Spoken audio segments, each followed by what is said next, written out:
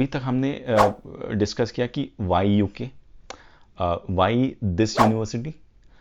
अच्छा, अगला very important question is आपके जो एजुकेशनल बैकग्राउंड है या फिर आपके जो वर्क बैकग्राउंड है उसके बारे में क्वेश्चंस हो सकते हैं। सो लेट्स से अगर आपसे क्वेश्चन पूछा जाता है कि what have you studied in India और can you confirm on your education history till date, अगर इस तरीके का कोई क्वेश्चन आता है सो आप उनको ये बता सकते हैं कि हाय माई 10th में मैंने इस स्ट्रीम से किया था और मेरे इतने परसेंट मार्क्स आए थे। सिमिलरली 12th में भी मैंने लेट्स से इंटरमीडिएट मैंने यूपी बोर्ड से किया और मेरे इतने परसेंट आए थे, and then subsequently I went on to do let's say BCom from this university and I got this many percentage marks. अब यहाँ पे क्रॉस क्वेश्चनिंग निकल के आ सकती है कि can you name 5 subjects that you had studied in your bachelors of commerce, या फिर आपसे पूछा जा सकता है कि which were the major subjects या which subjects were did you study in your bachelors of commerce degree. इस तरीके का एक क्वेश्चन आपके पास आ सकता है। सो आपको बहुत ध्यान से इसकी तैयारी करनी पड़ेगी।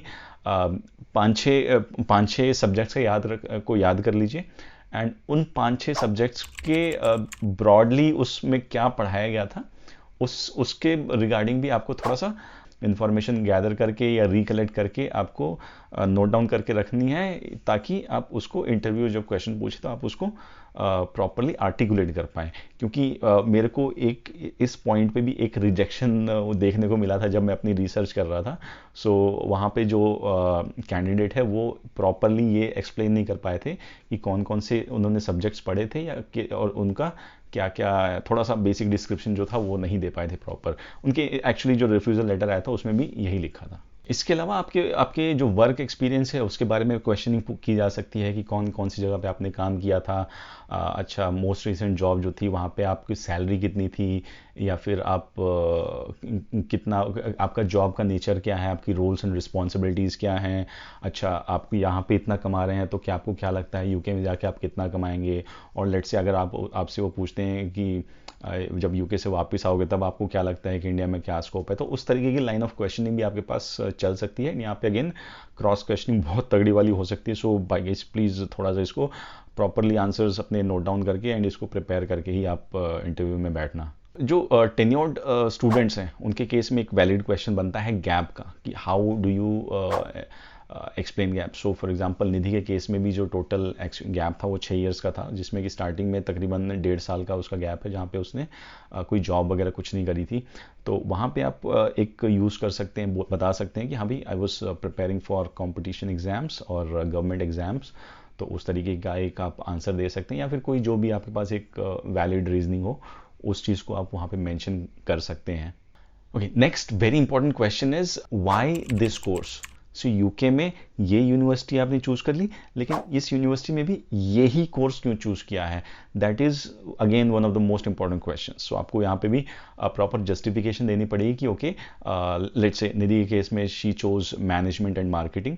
सो यहाँ पे एक प्रॉपर आंसर ये हो सकता है कि सिंस मैंने अपने बैचलर में भी बिजनेस रिलेटेड पढ़ाई करी थी, एंड 2-3 सब्जेक्ट्स का आप नाम लेके बोल सकते हो, these were the major subjects, and also in my previous work experience मैंने as a marketing, sales and marketing executive काम किया है, एंड मेरा जो इंटरेस्ट है वो भी मार्केटिंग फील्ड में ही है, that is why I chose marketing.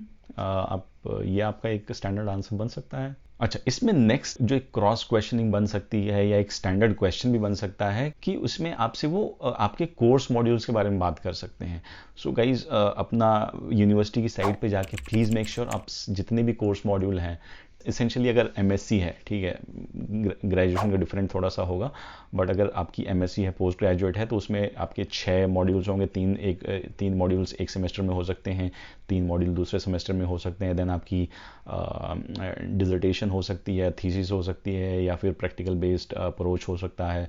सो जो भी आपकी मॉड्यूल्स हैं, आप सेमेस्टर वाइज उसके कितने कितने क्रेडिट्स हैं, उनके मॉड्यूल्स के नाम क्या हैं, सारे मॉड्यूल्स के नाम आपको प्रॉपर याद होने चाहिए।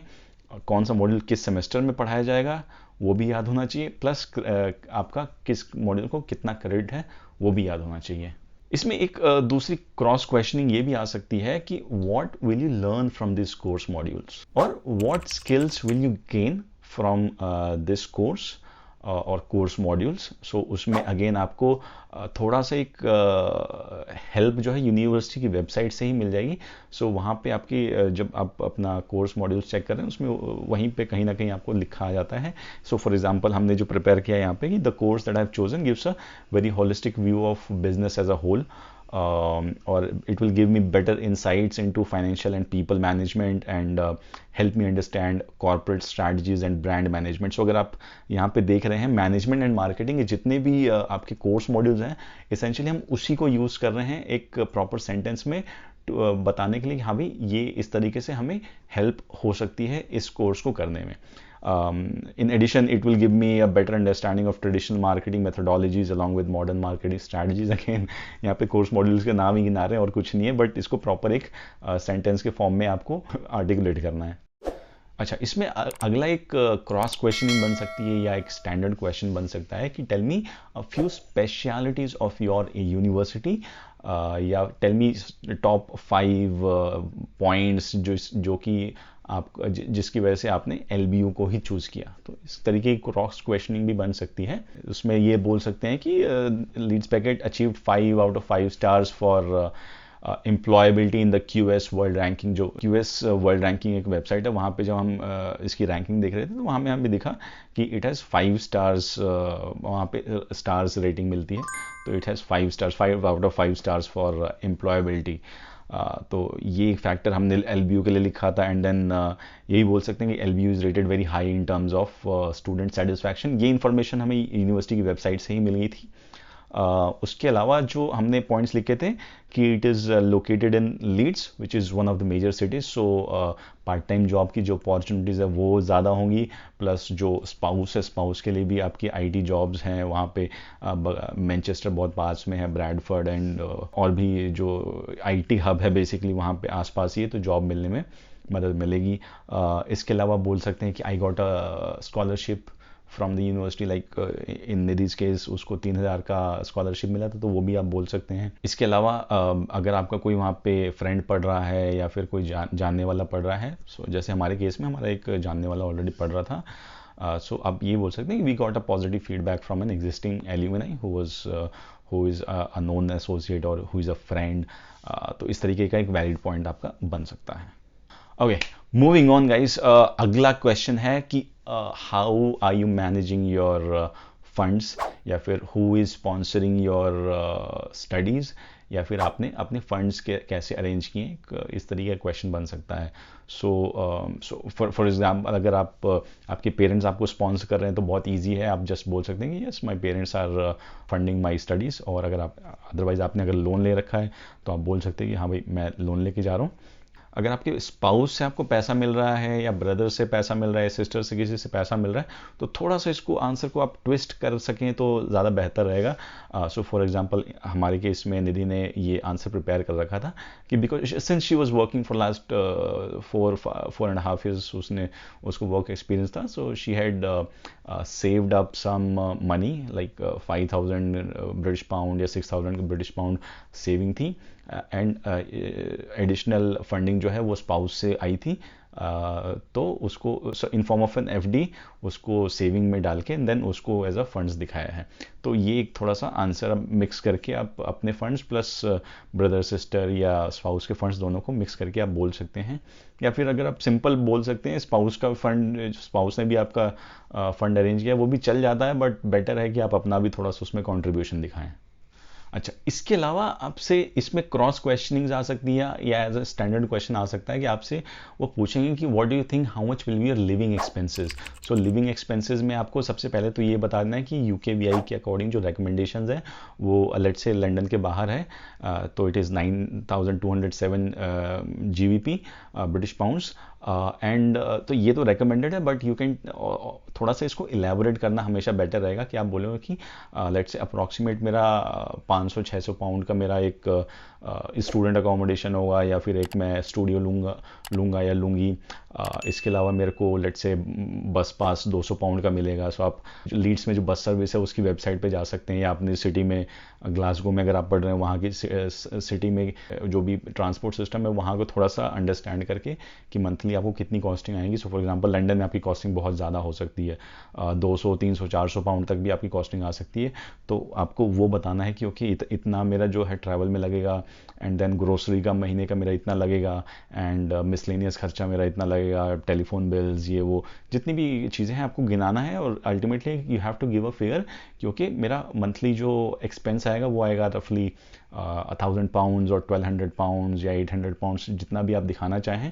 तो उसमें आप ये दिखाओगे कि भाई मेरे पास ऑलरेडी फंड्स इतने हैं जो कि मैं एज अ लिविंग कॉस्ट दिखा रहा हूँ, बट साथ में मैं पार्ट टाइम जॉब भी करूँगा, जिससे कि आई वुड बी अर्निंग रफली 800 पाउंड्स मिनिमम वेज पे। अगर आप काम करोगे तो रफली इतना ही बनता है महीने का। तो आप बोलो कि हाँ भाई इतना मैं कमा पाऊंगा, इतना मेरे पास फंड्स हैं। प्लस अगर आप स्पाउस के साथ जा रहे हैं तो आप ये भी बोल सकते हैं कि my since my spouse would be working full time, so he would be earning रफली this much amount of money. Like अगर 40,000 पाउंड्स एनुअल पैकेज है तो रफली 3,000 मंथली या pounds your spouse would be able to earn. इसके अलावा आपसे ये भी क्वेश्चन पूछा जा सकता है कि आपने कितनी कितनी फीस भरी है। बेसिकली अगर आपने वीज़ा अपनी खुद से अप्लाई करी तो आपको पता होना चाहिए कि हाँ भाई मेरी फ़ीस इतनी थी, मेरी IHS की चार्जेस इतने थे, मैंने इतने चार्जेस अपने VFS के लिए पे करे, या फिर TB टेस्ट मेरा इतने पैसे में हो। तो इसके बारे में भी आपसे क्वेश्चन पूछे जा सकते हैं, क्योंकि उनको पता करना होता है कि जो स्टूडेंट है वो जेन्युइन है कि नहीं, या फिर कोई उसके बिहाफ पे चीज़ें कर रहा है एंड इसको कोई नॉलेज प्रॉपर है नहीं। तो प्लीज़ इसको भी थोड़ा सा याद करके जाएंगे तो बेटर रहेगा। अच्छा, इसके अलावा फिर आपके बेसिक क्वेश्चंस भी कई सारे पूछे जा सकते हैं कि what is your course start date and end date. तो वो आपके कैश लेटर में लिखा रहता है, तो वो आप मेंशन कर सकते हो। Have you ever visited UK before, तो वो आंसर आप बता सकते हो कि yes no. Then what do your parents do, so parents का जो भी बैकग्राउंड है, if they are from let's say कोई गवर्नमेंट जॉब है या फिर पब्लिक सेक्टर में है या फिर एग्रीकल्चर से रिलेटेड है, तो वो जो भी प्रॉपर आंसर है आप वो दे सकते हो। उसमें आपकी फैमिली इनकम पूछी जा सकती है, तो बिना झिझक के आप फैमिली इनकम भी उसमें बता सकते हैं। उसके अलावा अगला क्वेश्चन हो सकता है कि I you travelling alone with और with someone you know, then do you have any relatives and friends in the UK। ये भी क्वेश्चन है। Where you will be staying in the UK, so basically आपके accommodation से related question होगा। तो आपको वहाँ पे बताना पड़ेगा अपना प्लान कि okay I will be using the university student accommodation. So मतलब बेस्ट यही रहता है कि आप बोलोगे कि हाँ भाई I try to get a student accommodation, university student accommodation, because then उसमें कई सारे जो क्रॉस क्वेश्चनिंग है वो बच जाती है। आगे आपसे कोई सवाल नहीं पूछे जाएंगे।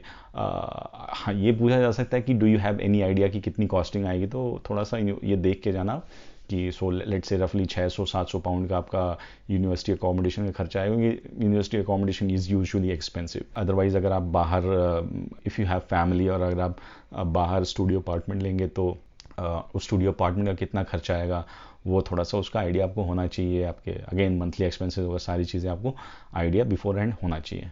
इसके अलावा जो अगला क्वेश्चन है वो ये बन सकता है कि do you plan to work in the UK, so you would say yes after completing my graduation और post graduate I will be working for 2 years। Then किस तरीके की जॉब आप करेंगे एंड कितना अप्रॉक्सीमेट आपको सैलरी मिल सकता है, इस तरीके की जो भी इन्फॉर्मेशन आप देना चाहो तो दे सकते हो उसमें।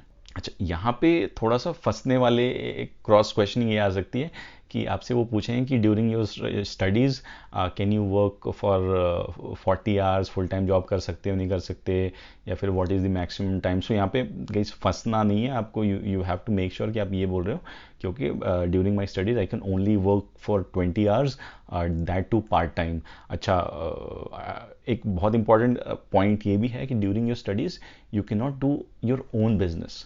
ठीक है, कोई एंटरप्रेन्योरशिप वाली चीज़ें आप नहीं कर सकते हैं। आपको एक पार्ट टाइम जॉब जो है 20 आवर्स की लिमिट वाली वही करनी है। सो एक fun fact I can tell you, जो youtubing is considered as entrepreneurship या फिर सेल्फ बिजनेस सॉर्ट ऑफ इसको काउंट किया जा सकता है। तो youtubing is not allowed on student visa, कई लोग करते हैं but technically it is not allowed. अच्छा, अगला बहुत इंपॉर्टेंट क्वेश्चन है कि what are you planning to do after completion of your studies, या फिर इंडिया वापस जाके क्या करोगे। ठीक है, सो कंप्लीशन ऑफ स्टडीज़ के बाद ऑब्वियसली आप 2 साल हैं आपके पास PSW, तो आप 2 साल जॉब करोगे। किस तरीके की जॉब करोगे, कितना कमाने का आपको होप है, एंड देन उसके बाद ये बताओगे कि once you are done with your PSW जो 2 साल का है, you will go back to India and इधर you will do a job और you will do a business, आप जो भी आप करोगे तो उसका आप बता सकते हो। अच्छा, क्रॉस क्वेश्चनिंग यहाँ पे आएगी कि अच्छा if you going to do a job तो उसमें व्हाट डू यू थिंक, किस लेवल पे आप जा पाओगे या किस लाइन में जाओगे या कितना पैकेज आपको मिल पाएगा, उस तरीके का थोड़ा सा एक आइडिया आपके पास होना चाहिए। अदरवाइज अगर आप बोल रहे हो कि नहीं मैं बिजनेस करूंगा वापस जाके, सो एक तगड़ा क्रॉस क्वेश्चनिंग ये आ सकता है कि why can't you do the business right now, what is it that is stopping you from doing the business right now. इसके लिए आपको एमएससी डिग्री ही क्यों चाहिए या फिर आपको बैचलर्स की ही डिग्री क्यों चाहिए, तो उसका एक प्रॉपर जस्टिफिकेशन आपको दोगे तो बेटर रहेगा। इस तरीके के क्वेश्चंस आपसे पूछे जा सकते हैं। अगेन आपको एंकरेज करूंगा कि this is not an exhaustive list of questions जो कि पूछे जा सकते हैं। दूसरी वीडियोस के लोगों की वीडियोस को भी जाके आप देखें, उनकी क्वेश्चनिंग को समझें कि किस तरह के उनसे क्वेश्चंस पूछे गए थे, एंड मेक श्योर कि आप सारे की सारे क्वेश्चंस को लिख लें अपने लैपटॉप पे या फिर नोटबुक में, उसके answers well in advance prepare कर लें और मॉक इंटरव्यूज़ की प्रैक्टिस कर लें अपने एजेंट के साथ या अपने दोस्तों के साथ या फैमिली में कोई जो भी है, भाई, हस्बैंड, पापा, जो भी आपके अवेलेबल है उनके साथ एक बार मॉक इंटरव्यूज़ थोड़ा बैठ के प्रैक्टिस ज़रूर कर लें, because this is make and break, right. किसी को नहीं पता कि what is the percentage of people जिनका इंटरव्यू होता है, लेकिन जिनका होता है उसमें रिजेक्शंस बहुत आते हैं। So let's be practical, but इतना भी कोई हार्ड नहीं होता interview. It's just the basic questions जो आपने अभी तक किया है या जो रीजनिंग आपकी थी, वाई यू चोज यूके, वो सब चीज़ें तो आपको एक बेटर तरीके से आर्टिकुलेट करना है एंड डेफिनेटली आप सक्सेसफुल होंगे अपने इंटरव्यूज़ में, घबराने वाली कोई बात नहीं है। So this is it guys, thanks for watching the video. As promised initially, अगर आपको एक इंटरव्यू क्वेश्चन से रिलेटेड ई बुक चाहिए जो कि हमने फ्री ऑफ कॉस्ट बना रखी है, तो आपको 3 चीज़ें करनी है। सबसे पहला तो ये है कि चैनल को सब्सक्राइब जरूर कर लेना, हम इस तरीके की इंफॉर्मेटिव वीडियोस लाते रहते हैं। उसके अलावा प्लीज़ लाइक द वीडियो, और उसके बाद आप डिस्क्रिप्शन में एक हमने लिंक रखा हुआ है, लिंक में आपको क्लिक करेंगे, वहाँ पे आपको जस्ट अपना ईमेल एड्रेस डाल के एंड देन वहाँ से आपकी जो ये फ्री ई बुक है वो डाउनलोड हो जाएगी। मेक श्योर आप उसमें अपने अकॉर्डिंग मॉडिफिकेशंस कर लें, do not use the same answers as it is, otherwise problem हो सकती है। This is just for reference purposes. So that's it guys, see you in the next video, thanks for watching.